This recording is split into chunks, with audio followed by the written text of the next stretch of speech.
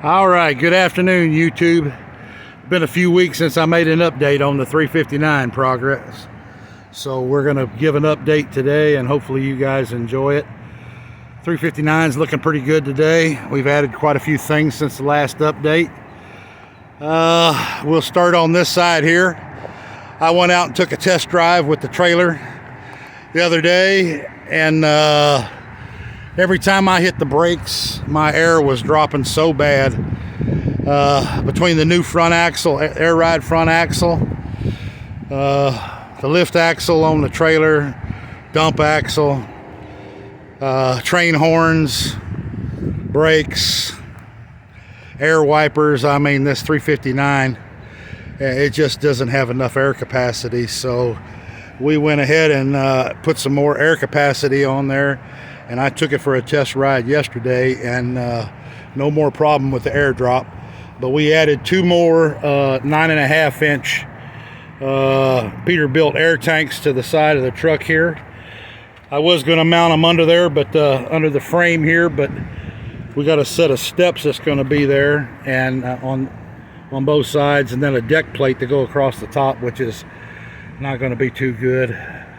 But we added our two 9.5 inch air tanks on the side, which kind of turned out pretty cool. I've never actually seen a truck with two air tanks on the side like that before, and so it came out pretty good. I like it, and it solved our technical issue with the air problems, so we're gonna run with it and see how it goes. Also on the back, we put our T-bar back here. We bought a solid aluminum T-bar for the back of the truck here. It's got 12 lights in it. It came out pretty cool. Of course, it's unpolished right now. So are the fenders. They're unpolished. But I tell you what, the more I look at them, you know, I mean, you got to get all the bolt holes in them and all that stuff, and then I guess we could take them off and send them to powder coating, or you know, or to paint. But I tell you what, I think I'm going to do. I kind of liking this spun aluminum look. I think I'm going to just go ahead and get my my rotary sander, orbital sander I mean, and just lightly sand these things to get all the textures going the same way and looking uniform. And then I'm going to take some Blue Magic and just lightly hand polish them to put a little bit of a glaze on them. And I'm going to run them with the low gloss brushed aluminum look, because I kind of like the way it looks, to tell you the truth. So we'll see how it goes when we put the front one on. I got the front one over here. So once we get the front T-bar on there, we'll take a look at it and see how it looks. Then also, oh, excuse me, had a bug just hit me right in the mouth. That's kind of unbecoming. But we also got our Tri-Pack Evolution mounted up, and we also went to Rainey's and bought a stainless steel cover kit, which I did not fully uncover yet, because I uncovered the top here and found something that I don't like. I did not know was on there. We got the company, Fab Company, and their telephone number in broad letters on our cover here, so I'm not digging that too much. I haven't decided if I'm going to take that cover back off and pop those rivets out. I mean, I don't mind advertising, but I mean, if it didn't have their, you know, if it was just the logo, but it's a logo and their telephone number, I don't know. I want everybody to get rich, but you guys tell me what you think. Would you ride around with that on there or not? I mean, because I did not know it was on there. So we're gonna unwrap the rest of it today, get the rest of it off, and then I'm gonna redo this right here too. I can't believe I bought this used out of Indiana, but I can't believe the guy didn't replace these, but I'm going to replace all those hoses. And then we had a little freak out moment when I went to pick the truck up, because I didn't realize that they were going to do this, but they screwed the damn evaporator to the back of my sleeper. So we're going to repaint this. and the dryer too. Thank God he put the dryer on the damn evaporator though. But I did not know that they were going to take the numbered classic 359 and drill freaking holes into the sleeper to put that on there. I don't know. I didn't think about it, and I didn't tell them not to do that. So now we have this thing bolted to the back of the sleeper. I'm like, Jesus, I could have put it on the headache rack. But I didn't say anything because I didn't realize it was going to happen. So we're not too happy about that. But, I mean, not much I can do about it now. They got freaking half-inch bolts with nuts on the back of them, so we can't take it off. I mean, there'll be holes in the back of the cab. So that was a little shocking right there. So, but other than that, I mean, it cools good, runs right, so that's all that matters. Because this 444 Cummins, you know, this is a high-speed engine. It's not like the new engines, you know, where I'll get all the torque from the low end. So to run this thing at night, to run the AC, you got to idle it up, or it doesn't have enough oil pressure at idle. That's what used to kill these motors back in the 80s. The old NTC motors, the 350s, 300s, 400s. You know, after about 500,000, you'd have to do rods and mains in them because there were no APUs back then, and you had to idle them all night. So half of your engine life, you know, 10 hours a night or more. A lot of times way more than that, because I remember when I lived in Memphis, we'd start that truck up on Sunday night, and I ran from Memphis to Chicago and back to Memphis, and I did that 3 times a week, which was a hell of a lot of running back then. And I would start that cab over Peterbilt up, had a 350 Cummins in it, on Sunday night, and I wouldn't shut it off till Friday night when I got back to Memphis. I mean, I live in Texas now, but you know, that truck, the only time I shut it off was to check the oil in the water, and it ran for a solid week. So that's the reason why, you know, you couldn't get 1,000,000 miles out of those motors. So we're hoping that APU helps us, because this motor's only got about 30,000 on the rebuild.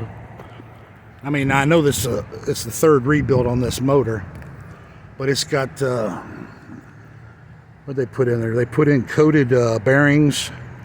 They put in a new camshaft, but it's got I can't remember what the guy told me, but it's got the latest greatest stuff in it. So even though it's the 3rd rebuild, and you know, every time you rebuild, you get less miles out of each rebuild. So, but I mean, on my next birthday, I'm going to be 60, so if I can run this thing 3 or 4 or 5 more years, I'll be happy. I mean, if we can get 400, 500,000 out of it, which I don't think we should have any problem doing that. I think we'll call it a victory. And when I go to sell it, you know, somebody may have to put rods and mains in it one more time, you know, but that's the update on this today. I mean, I think it came out pretty good. Let me get back here, let you guys take a good look at it. I don't know what you tell me what you think about the air tanks bolted to the side of the frame. I can't remember seeing a truck with the air tanks bolted to the side of the frame like that. Now, of course, they got the aluminum def tanks now. There's a lot of trucks that got polished aluminum def tanks, but you know, this truck's too old for that. But not any that's got the air tanks to it. And I really like the way that Tbar looks, and I really like the way that spun aluminum looks. I mean, it just, for some reason, it goes with the silver top, it goes with the silver fenders, the headache rack. I mean, it just really pops, especially with the hubcaps. I think it pops. And then, of course, with the stainless steel cover on the APU. So I mean, I'm really liking that. The biggest part is how to keep it from turning white, you know, and getting all ugly looking. Just have to stay after it, I guess. But with the stainless steel APU cover, when I get all the wrapping off of it, it's really going to pop. And of course, we got the Peterbilt step box, which are polished aluminum. So this thing's going to be a, you know, an aluminum spectacle. And of course, another buddy of mine said, don't do all that. Have some guy come out here and polish that stuff up. And I'm like, oh my God, I don't know what that would cost to have somebody polish that, all that aluminum up. And then to maintain it, oh my Lord. Of course, you know, if you get a good polish job on it too, I can picture it. I mean, if you get the right guy to polish that knows what the hell he's doing, you know, you only have to polish it maybe twice a year, you know, once in the spring and once in the fall. And, you know, as long as you don't let blue beacon streak it all up, it usually, you know, I mean, that's what we do with the tanks and the wheels. I mean, I stay after them, and we usually only have to polish them about twice a year. So I don't know, you guys tell me what you think. So that's our update for the day. So we'll let you know. We'll do another update when we get the T-bars on the front and get our toolboxes on. After that, I've got 250 of these. I put them behind this tanks already because I didn't want to have to move them, but we got 250 chrome caps to do the whole frame, which really looks cool. I mean, I don't know if that video doesn't really kind of show how badass it looks, but when the whole truck is decked in that with all these bolts, there's so many freaking bolts on this truck, it's going to be quite the spectacle, I think. So you guys tell me what you think, and I hope you have a great day, and we're still hard at it. One of these days you're going to see this darn truck going down the highway. I swear you will. It's just taking forever, you know. I mean, it's been a year now. I've been on it was last April when I put my first video out that we were going to chop this truck in half when they put the big hole in it in the inside. Of course, that's the last thing I'm going to do is the interior on this thing, because after they put the big hole in it, they ripped my dang cab interior out. So, I mean, with the big hole in there, that kind of messed everything up. And I took the insulation out day before yesterday because we're taking it to the stereo guy to have a new stereo system put in it. I got a Kenwood, oh God, what the hell he said it was? Kenwood, I can't remember what he said it was, but it's a Kenwood Bluetooth ready AM/FM CD player, you know, top of the line. We got a Rockford Fallscape 900 watt amp, puts 500 to the subwoofer with a Kenwood 14-inch subwoofer. We got 4 6.5 JL audio speakers. So the amp will put 500 to the woofer and 400 to a true 400, because it's a 3 preset amp, and the radio is a 3 preset too. So we'll get 100 doesn't sound like a lot to the 6.5, but if it's a true 100 watts, it'll rock the house. And then of course, you know, you got 500 going to the subwoofer, which will definitely it'll definitely, you know, be more than what you can handle going down the road. I mean, it's not going to win a dance party, but it'll damn sure, whatever kind of music you're into, you're going to be able to thump and rock and roll, or do the country mambo, whatever you want to do. It'll be badass. So that's what we've been working on this week. I got to go back on Monday, and he's going to finish that job up. So other than that, let's see what else we got. I think that's about it, guys. I hope you guys have a great day, and we'll let you know on the next project. But I think the 359's coming together, man. It's coming together pretty good, so we're happy with it. So I hope you guys have a great day, and I'll see you on the next video.